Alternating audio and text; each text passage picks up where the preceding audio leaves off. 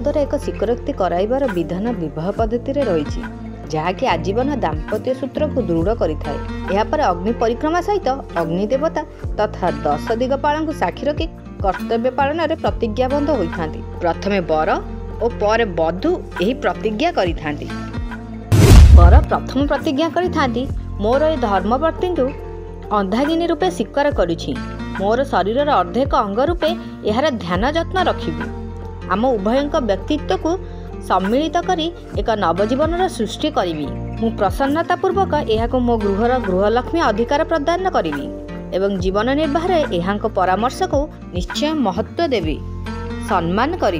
यहाँ रूप स्वास्थ्य स्वभावगत गुणदोष रोग अज्ञानता जनित विकार इत्यादि को मनरे धरबी नहीं तथा असंतोष व्यक्त करी नहीं। रोग गुण विकार इत्यादि को स्नेहपूर्वक आत्मीयता सहकारे सुधारिबा को चेष्टा करी। पूर्ण निष्ठा और सत्य आधार पत्नीकर मित्र होई रहिबी तथा स्नेह प्रेम देवी। जड़े पत्नी पाई प्रतिबद्धता धर्म पालन करी मु मध्य पत्नीव्रत धर्म पालन करी। चिंतन किबा आचरण रे अन्य नारी प्रति वासनात्मक संबंध रखिबी नहीं। गृहर अर्थव्यवस्था आय व्यय तुम सह विचार विमर्श तथा सहमति रे ही करी। गृहस्थोचित जीवन चर्चा मध्य धारण करी। मु मोर शक्ति सामर्थ्य साधन लगाई तुमर सुख शांति और समृद्धि रक्षा करिबारे यत्नवान हेबी। सत्मार्ग रे परिचालन हेबाकु यत्नशील हेबी। उभयଙ୍କ मध्य कौनसी मतभेद और भूल बुझामणा को शांतिपूर्णक संशोधन करी। तुमर असमर्थता अथवा कर्तव्य विमुख स्थले मु तुम प्रति विश्वास और सहयोग कायम रखिबी। कन्या प्रतिज्ञा नहीं थांती, मु निज जीवन को पति जीवन सह संयुक्त करी एक नुआ जीवन जीबी। पति गृह रे पति अर्धांगिनी रूपे नित्य निवास करी।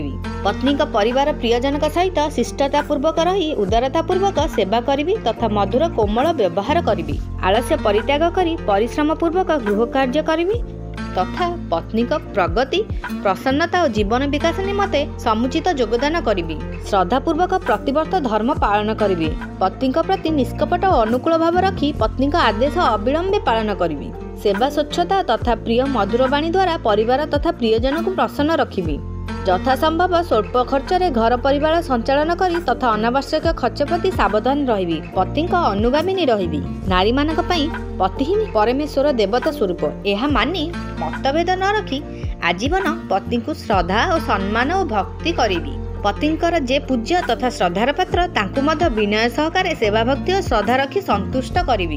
परिवार सदस्य मानकु सुसंस्कार द्वारा तथा सद्भावना सूत्र रे बांधि रखिबार कौशल निजठारे विकसित करिबी तथा परिवार समग्र को एकता और सद्भावना सूत्र रे बांधि रखिबी। बर और कन्या को उभयंक द्वारा उपरोक्त प्रतिज्ञा मानी तदनुसार कर्तव्य पालन करबा द्वारा पत्नी पत्नी मध्य प्रेम परिपुष्ट हेबा सहित घर गृहस्थी रे सुख शांति सौहार्द्य वातावरण सृष्टि हुए। पारिवारिक सामाजिक अर्थनैतिक और आध्यात्मिक विकास मध्य होइथाय।